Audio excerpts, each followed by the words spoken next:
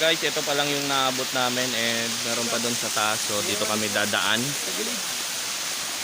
Bali, ito yung first time kong aakyatin tong taas na to kasi hanggang dito lang kami dati sa baba nung alaw. So may hagdan dyan.